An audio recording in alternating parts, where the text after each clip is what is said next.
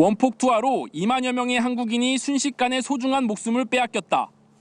히로시마 시민 1할에 달하는 한국인 희생자 숫자는 묵과할 수 없다. 높이 5m, 무게 10톤에 달하는 한인 원폭 희생자 위령비 옆 비석에 적힌 위령비의 유래를 적은 문구입니다.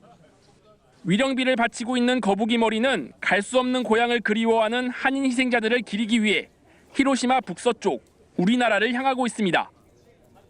위령비의 역사도 제일동포의 한을 품고 있습니다. 위령비는 공원 내부에 위령비가 너무 많다는 이유로 거절돼 외부에 건립됐다.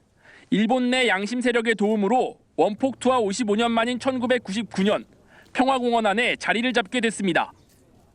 히로시마 한인 동포와 시민들은 이번 희생자 위령비 공동 참배가 한일 관계 개선의 촉매제가 되길 희망했습니다.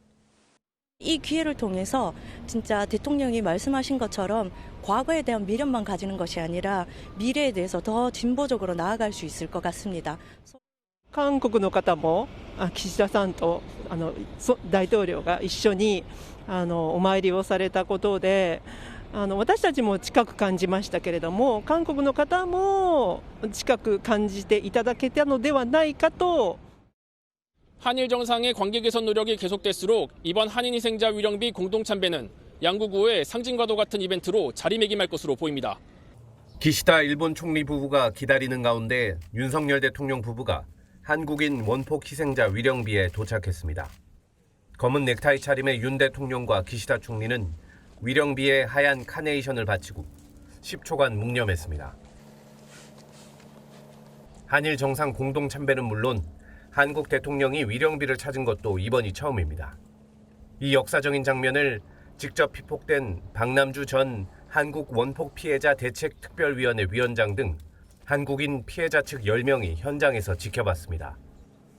기시다 총리 부부도 피해자들에게 고개 숙여 인사했습니다. 두 정상이 한일 관계의 가슴 아픈 과거를 직시하고 치유를 위해 함께 노력하고 있다는 것을 의미하는 것입니다. 10분도 걸리지 않은 짧은 일정이었지만 대통령실은 양 정상이 말이 아닌 실천으로 과거사 해결 의지를 보여준 것이라고 밝혔습니다. 세계가 주목하는 G7 정상회의 중에 한일 정상이 한국인 위령비를 참배함으로써 한일 관계 회복에 의미를 더했다는 분석이 나옵니다. 윤석열 대통령이 2박 3일 일정의 일본 히로시마 G7 회의에 참석하기 위해 오늘 출국합니다. 브라질, 베트남, 호주와 함께 초청국 자격으로 G7 회의장을 찾는 윤 대통령은 확대 회의에 참석해 글로벌 현안을 논의합니다. 글로벌 사회의 연대와 협력에 대한 우리의 기여 방안을 제시하고 주요 우방국 정상들과 유대를 다지는 기회가 될 것으로 기대합니다. 이번 회의 참석을 계기로 한미일 정상회담도 개최됩니다. 윤 대통령이 최근 미국, 일본 정상들과 잇따라 만나 관계를 공고히 한 만큼 북한 미사일 경보 정보의 실시간 공유와 공급망 안정화 등의 성과가 나올 것으로 전망됩니다. 또 한일 정상은 한국인 원자폭탄 희생자 위령비도 함께 참배할 예정입니다.